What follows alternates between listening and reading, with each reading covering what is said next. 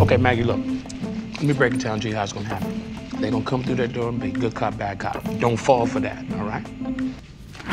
She did it! She did it! She's the one you want! In Hollywood, everything important in an interrogation is seen or heard. The cop's grimace, the loud yelling, treating a suspect hostile, the light that's way too bright. But in a real interrogation, it's flipped around.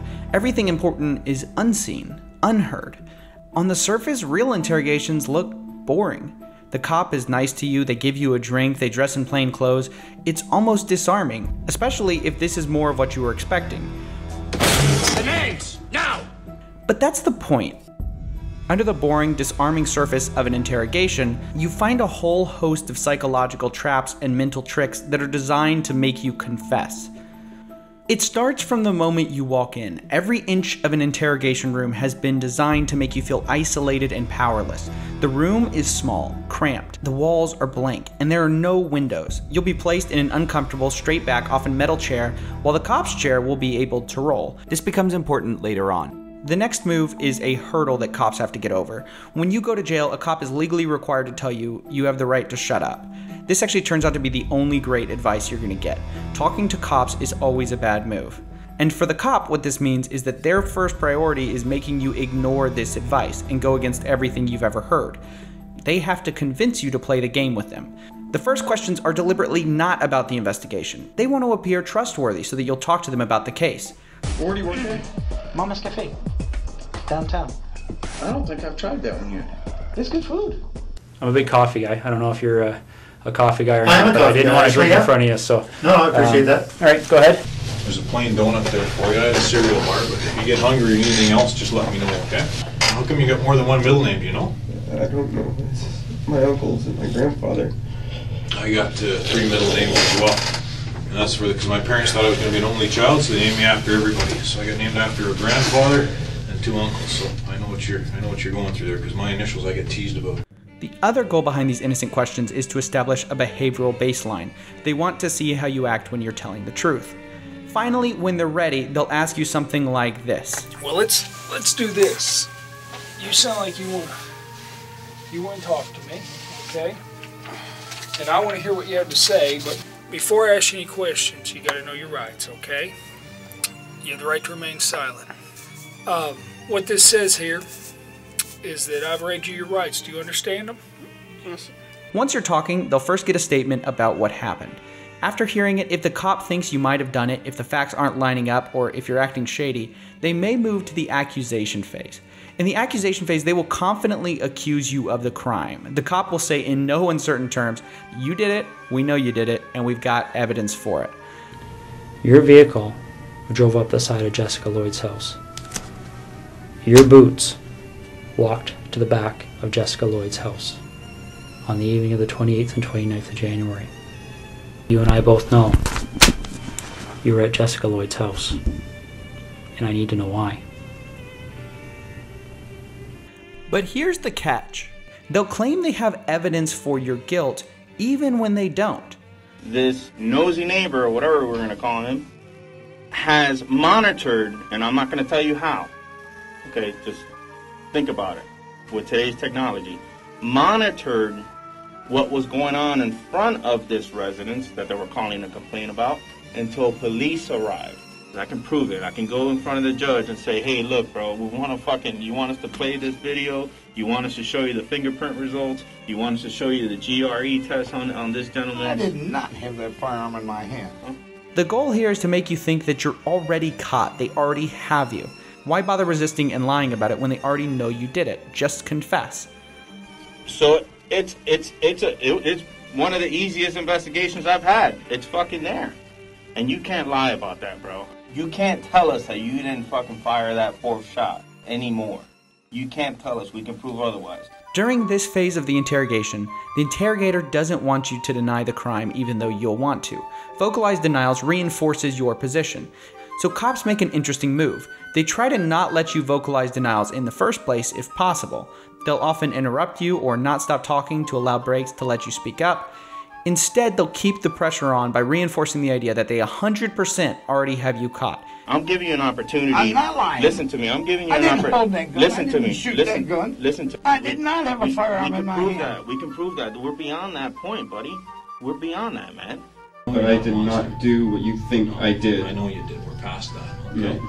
We're past that, Mike. You know it, they know it, let's just drop the charade. The next phase is theme development.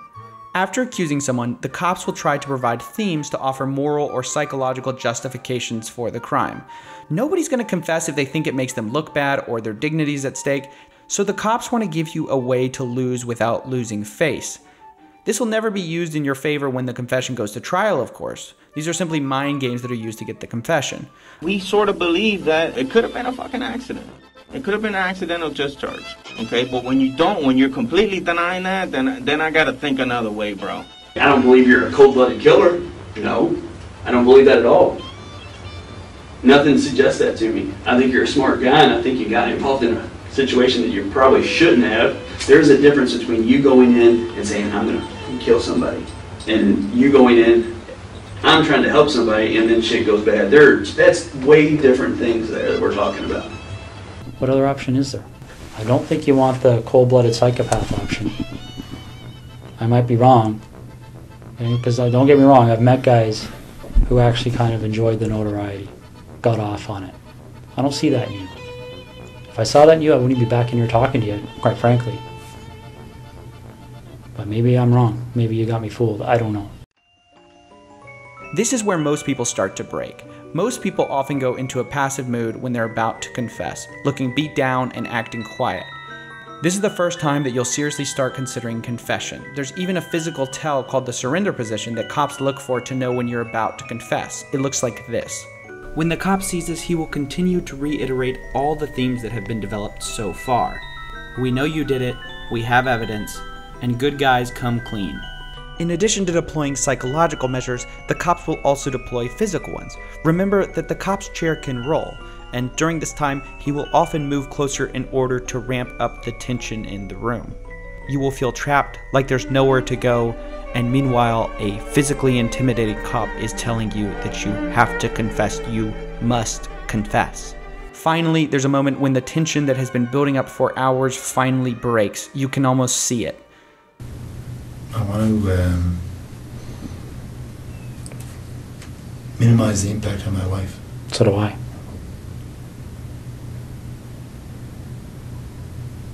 So how do we do that? Well, we start by telling the truth.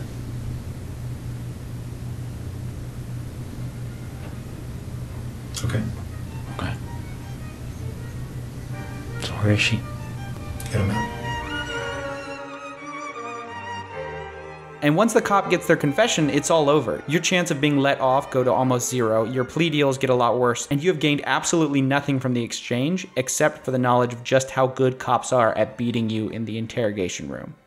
Yeah, I just think I'd look guilty if I hired a lawyer. No, actually, it's getting arrested that makes people look guilty, even the innocent ones. And innocent people get arrested every day. And they find themselves in a little room with a detective who acts like he's their best friend. Talk to me, he says. Help me clear this thing up. You don't need a lawyer, only guilty people need lawyers. And boom, hey, that's when it all goes south. It's time to come clean. Are you following me on these platforms? We have communities on Reddit and Discord, and the bigger they grow, the more fun they are. Also, I share a more personal side of my life on Twitter and Instagram, so follow if you're into that kind of stuff. Finally, thank you to my patrons. Guys, if you're not a patron, please. It helps my life so much to be making a little bit of money from this channel. I don't need to make a lot, but every little bit counts so much. So thank you guys to everyone who is supporting me. Music producers are, as always, linked here and below, and I will see you guys next time.